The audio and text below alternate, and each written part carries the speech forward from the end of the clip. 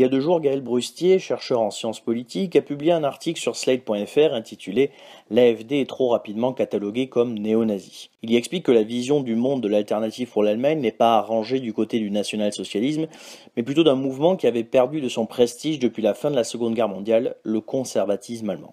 Je dois dire que je suis plutôt d'accord avec lui, le conservatisme allemand s'est construit dans un premier temps, au XIXe siècle, en opposition au libéralisme inspiré par les Lumières. Et alors que ces derniers souhaitaient une unité allemande empreinte de liberté, les conservateurs voulaient garder le système féodal tel qu'il était, même si tous n'étaient pas opposés à une unité allemande. C'est d'ailleurs leur mouvement qui au final va réussir en 1871, là où les libéraux avaient échoué en 1848, en unifiant l'Allemagne, une grande partie grâce à Bismarck, qui devient l'idole du conservatisme allemand. Ils vont d'ailleurs dominer l'Allemagne impériale jusqu'en 1918 et être les porte-drapeaux de la légende du coup de poignard dans le dos, qui voudrait que ce soit les libéraux, démocrates et sociaux-démocrates qui aient fait perdre la guerre à l'Allemagne en signant l'armistice alors que la victoire était soi-disant proche. Si beaucoup mettent les idéologies nationales-socialistes et conservatrices dans le même panier, c'est parce que les conservateurs ont permis à Hitler de prendre le pouvoir en 1933. Mais ils ont surtout soutenu ce dernier pour sa remise en cause du traité de Versailles et de la République de Weimar. Après, beaucoup ont quand même été 100% complices de ce qu'ont fait les nationaux-socialistes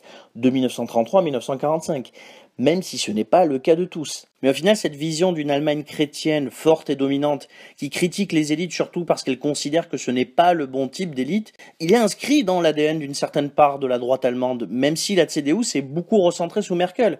Cette idéologie n'a pourtant pas disparu. Et ce n'est pas parce qu'elle n'est pas néo-nazie qu'elle est moins dangereuse. Au contraire, si elle réussit là où le NPD a échoué, c'est parce qu'elle est conservatrice et qu'elle se dit de droite, qu'elle est vue comme populiste et non nationaliste, et qu'elle ne dit pas des musulmans qui sont inférieurs, mais qui ne sont pas compatibles avec la culture allemande. La mauvaise nouvelle, c'est que leur conservatisme national gagne en voix et qu'il pousse la CSU bavaroise à se droitiser encore un peu plus.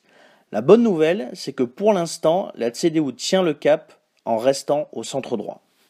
Pes morgen.